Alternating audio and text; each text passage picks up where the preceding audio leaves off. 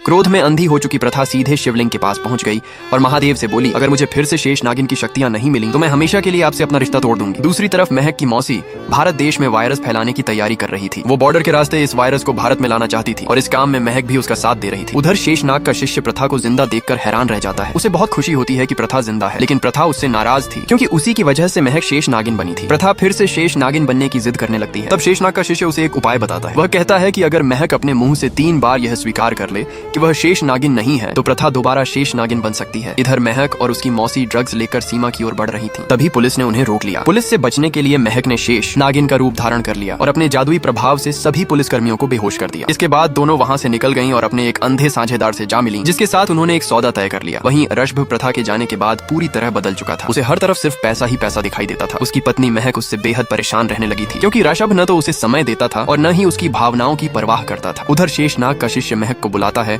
और बताता है जल्द ही ऐती कैलाश पर्वत पर हमला करने वाला है और उसे हर हाल में सबकी रक्षा करनी होगी। ऐती का नाम सुनते ही महक के होश उड़ जाते हैं। अब आगे क्या होगा जानने के लिए नेक्स्ट पार्ट कमेंट करें।